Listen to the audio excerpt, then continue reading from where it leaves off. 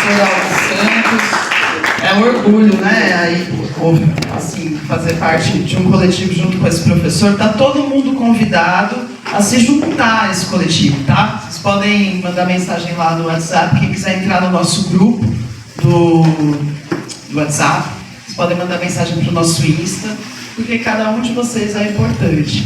E aí, ao longo da aula de hoje aqui, acho que vai aumentando a dimensão, né? Como o professor Aldo falou, não é só um simples nome, tem todo um símbolo, né? É uma briga grande que a gente está enfrentando aí. Agora, antes de passar para o professor Cana, o professor Diego aqui, que ele fez uma pesquisa enorme sobre a presença nazifascista no município, eu vou passar para o autor dessa ação, que é o Dr. Jaime Castiglione, que ele que marcou o gol lá no juiz. Vai falar depois?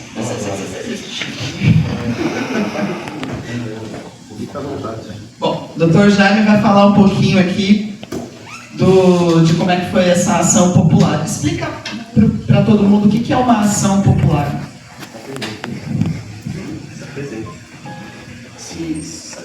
Bom, boa noite todos, todas aí. Eu queria reverberar aqui as palavras do professor Aldo, que eu também aprendo muito com ele, e dizer que é uma alegria estar aqui com vocês.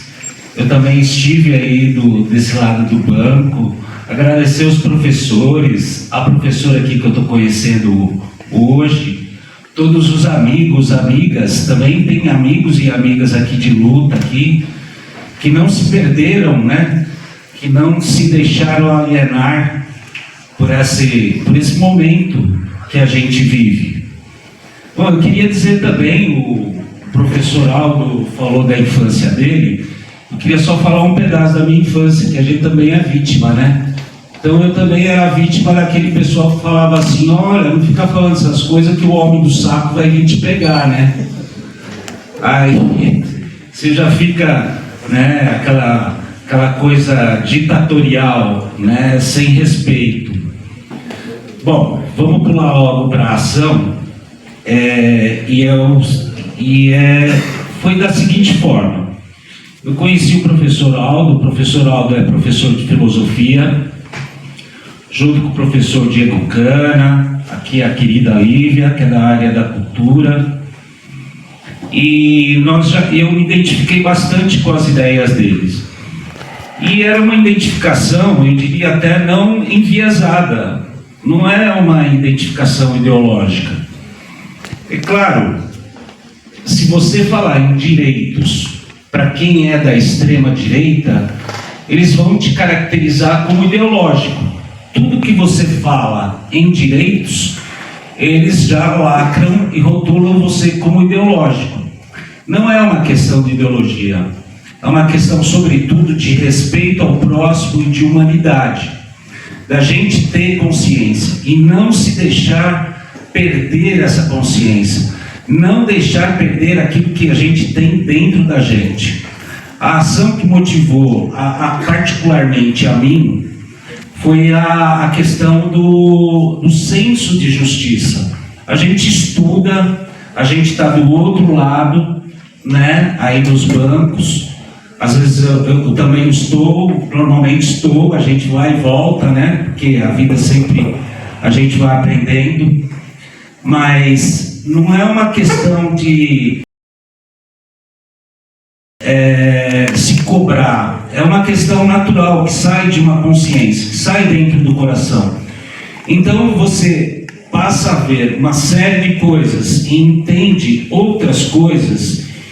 Por exemplo, no próprio Brasil, a gente tem 10 tentativas de golpes aqui. E qualquer coisa que ofenda ou que você ameace essas pessoas, né, que têm a pretensa onipotência, né, de se achar maior, na verdade, como dizem aí as feministas, é a masculinidade frágil, né?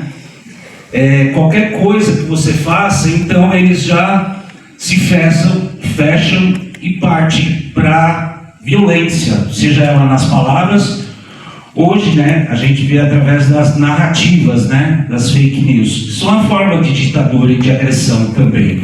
A gente precisa ter consciência disso. Mas, na verdade, intimamente, nasce daquela questão que a gente tem dentro da gente, que é o senso de justiça.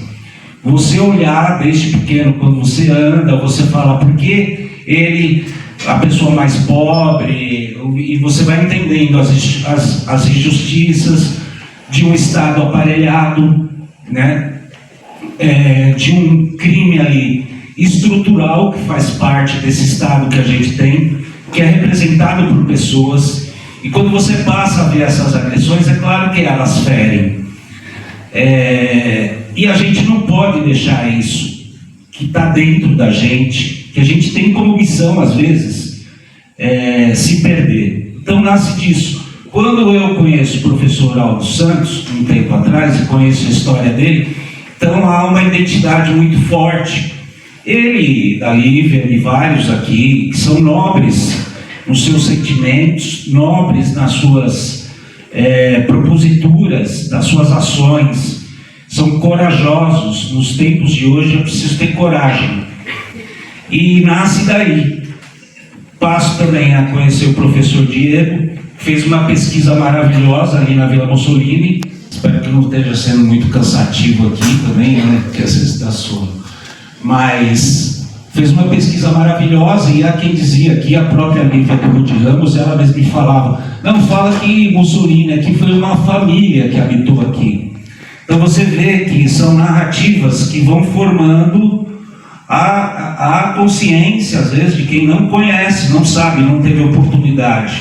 E tem gente que se aproveita disso.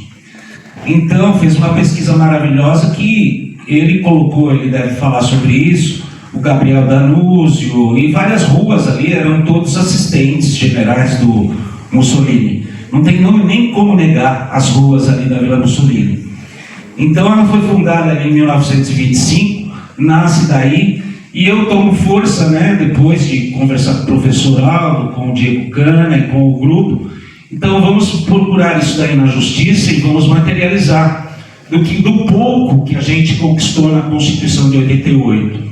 Eu lembro muito as palavras do Pedro Serrano, que é um professor de Direito Constitucional, e ele diz o seguinte, né, porque tem os positivistas, ele fala assim, a Constituição nossa, o pouco que a gente tem, ele foi construído com sangue nas calçadas, ele não foi construído como os positivistas falam, ele não veio da consciência, ele veio de gente que morreu, muito sangue na calçada, para você ter um pouco do direito. E mesmo assim eles manipularem quando? Como? Através da interpretação daquilo. Parece, com todo respeito às religiões, né? Mas parece aquela pessoa que lê e dá interpretação bíblica ao seu entendimento, daquilo que é do seu interesse, né? Você vê aí até o próprio ex-presidente, ele mesmo falava, olha, está aqui na Constituição da República. Quer dizer, a pessoa não tem uma formação em filosofia, não tem consciência, não sabe o que é filosofia jurídica, ela não pode interpretar isso. Cabe aí aos bons professores. Então nasce disso daí, a gente propôs a ação popular, e essa questão de narrativas, isso é muito enraizado aqui no nosso povo, infelizmente, inclusive aqui de São Bernardo, que é o berço do sindicalismo. Você vê isso porque nós propusemos a ação e nós tivemos 2 pareceres contrários do Ministério Público Estadual. A Procuradoria-Geral do município, os advogados da prefeitura aqui, também contestaram 2 vezes dentro da ação. Então era você sozinho contra uma máquina. Gente que está lá dentro, gente que participa, gente que é ligado à política. Essa, entre aspas, política que tem por aí. Então você vê que eram barreiras muito difíceis. Era muito difícil. Chega a hora que você desanima, enfraquece, porque a gente também precisa de uma rede de apoio. Eu acho que a gente precisa estar unidos e numa questão consciente e, sobretudo, numa premissa que a gente tem que ter um mínimo de respeito com aquele que convive com a gente, com o nosso próximo e etc. Então, para vocês verem, o que faz a Procuradoria do município? Ok, ele é advogado. O advogado, ele não tem obrigação de ser imparcial. Quem tem que ser imparcial é o juiz. Mas aqui nesse Estado brasileiro, nem juiz é imparcial. Tudo, a política ou todo o interesse sempre está por trás de algo. É muito difícil você lidar. Falta 5. Então, rapidinho aí para encerrar, falei que eu ia falar 5 minutos. Então, sobre a ação, a gente enfrenta isso aí. Quem é o Ministério Público do Estado de São Paulo? Eu falo abertamente aqui, eu sou advogado, eu fui retirado na Comissão de Direitos Humanos aqui da OAB, eu era vice-presidente, eu não posso acusar nada, mas é bastante estranho. Mas não vamos nos perder daquilo que, de nós mesmos, né? Não daquilo que a gente acredita, mas de nós mesmos. Mas a gente entra com essa questão e você vê o que é o Ministério Público. O Ministério Público, ele tem por atribuição, ele é o fiscal da lei. Então, cabe a ele fiscalizar se a lei está sendo cumprida ou não. A nossa ação ela é baseada nas premissas da Constituição da República, na lei da Comissão Nacional da Verdade, que revelou uma série de fatos. Elas são baseadas na própria Constituição da República, nos tratados que o país é signatário, como o Pacto de São José da Costa Rica, e na Declaração do Direito Universal dos Direitos Humanos. São todos acordos internacionais. Qual é o papel do fiscal da lei? É ver se a lei está cumprida, para ela não virar letra morta. Porque para chegar nessa lei, no pouco que a gente tem dessa Constituição, muita gente morreu. Muita gente morreu. E isso é um retrocesso. Ninguém aqui é a favor da parte da pessoa que é criminosa, não é nada disso não. É saber separar, é ter consciência e discernimento. Mas a gente enfrentou o próprio Ministério Público. Teve 2 pareceres contrários. Mesmo assim, por uma luz que tem ali no fórum, o juiz decidiu pelo correto, felizmente, porque senão, o que eles iam fazer? A máquina, que é muito estruturada, inclusive o próprio judiciário e o próprio Ministério Público, ia tentar apagar isso, ou ia tentar fazer as coisas serem entendidas de outra forma. Primeiro que essa ação ela não tem caráter de viés nenhum. Eu acho que é uma questão de humanidade, uma obrigação pela memória das pessoas que nos antecederam. Isso aí é mais do que uma obrigação moral, eu acho que é uma obrigação humana. É muito maior do que a moral, é muito maior do que o direito. Aí nós enfrentamos tudo isso e pelo bem nós acabamos ganhando. As datas foram, nós entramos no final de 2024 e a sentença saiu agora em novembro de 2025. O prazo já se esperou, a prefeitura embargou. Você vê que aí determinados grupos das diversas instituições, eu estou falando do Ministério Público, de OAB, tem gente, um monte de gente que é contrário. É contrário. Por quê? É uma forma de manter a dominação. Mas eu acho que é preciso resistir. Porque se a gente não resistir e a gente desistir da gente mesmo, a gente já se perde da gente mesmo e a gente não encontra mais nenhum sentido para aquilo que a gente acredita e para o senso de justiça da gente. Eu encerro por aí e obrigado aí por me ouvir e desculpe se eu me alonguei.